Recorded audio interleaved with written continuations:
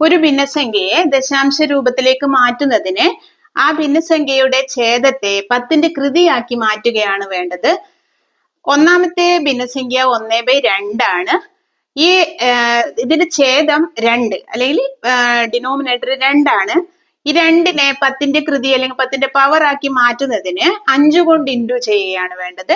അപ്പൊ ഡിനോമിനേറ്ററിനെ 5 കൊണ്ട് ഇൻഡു ചെയ്യുമ്പോൾ ന്യൂമറേറ്ററിനെയും അതേ നമ്പർ കൊണ്ട് ഇൻഡു ചെയ്യണം. അപ്പൊ നമ്മളിവിടെ 2 കൊണ്ടാണ് ഇൻഡു ചെയ്യുന്നത്, അതുകൊണ്ട് 5 കൊണ്ടാണ് ഇൻഡു ചെയ്യുന്നത്, അതുകൊണ്ട് ന്യൂമറേറ്ററിനെയും 5 കൊണ്ട് തന്നെ ഇൻഡു ചെയ്യണം. അപ്പൊ 1 × 5 എന്ന് പറഞ്ഞാൽ 5, 2 × 5 എന്ന് വെച്ചാൽ 10.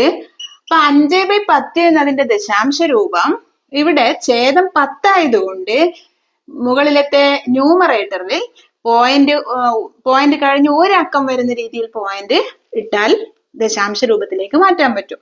അപ്പൊ ഇവിടെ 5 ആണ്, 0.5 ആണ് ഇവിടുത്തെ ഉത്തരം. അതായത് 1/2ന്റെ ദശാംശ രൂപം 0.5 ആണ്.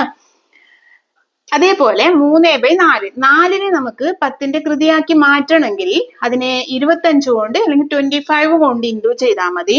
ഇപ്പൊ ന്യൂമറേറ്ററിനെയും അതേ നമ്പർ കൊണ്ട് ഇൻഡു ചെയ്യേണ്ടതുകൊണ്ട് 3 ഗുണിക്കണം 25 4 ഗുണിക്കണം 25 എന്ന് എഴുതണം. ഇവിടെ ഒരേ നമ്പർ ഇൻഡു ചെയ്യണം. 3 ഗുണിക്കണം 25 എന്ന് പറഞ്ഞാൽ 75 ആണ്.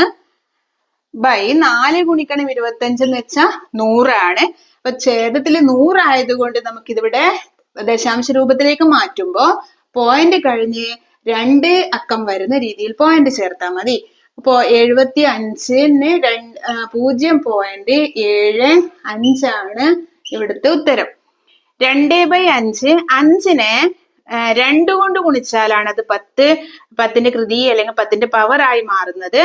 അതുകൊണ്ട് ന്യൂമറേറ്ററിനെയും 2 കൊണ്ട് ഇൻഡു ചെയ്യണം. 2 × 2 5 × 2. അപ്പൊ 2 × 2 എന്ന് വെച്ചാൽ 4 ആണ്. 5 × 2 10. അപ്പൊ 4/10 എന്നതിന്റെ ദശാംശ രൂപം പോയിന്റ് കഴിഞ്ഞിട്ട് ഒരക്കം വരുന്ന രീതിയിൽ പോയിന്റ് ഇടണം. അപ്പൊ പോയിന്റ് 4 ആണ് ഇവിടുത്തെ ഉത്തരം.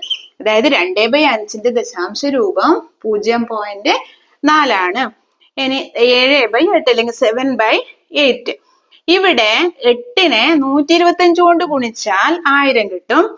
അതേ സംഖ്യ കൊണ്ട് ന്യൂമറേറ്ററിനെയും ഗുണിക്കേണ്ടത് കൊണ്ട് 7 × 125 ഡിവൈഡഡ് ബൈ 8 × 125. 7 ഗുണിക്കണം 125/8 ഗുണിക്കണം 125.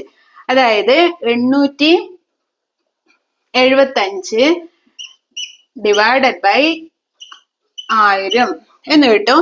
ഇതിന്റെ ദശാംശ രൂപം ഇവിടെ 3 സീറോസ് ഉണ്ട്, അതുകൊണ്ട് പോയിന്റ് കഴിഞ്ഞിട്ട് 3 അക്കങ്ങൾ വരണം. അപ്പൊ 1 2 3, അതായത് 0.875 എന്നതാണ് 7/8ന്റെ ഡെസിമൽ ഫോം.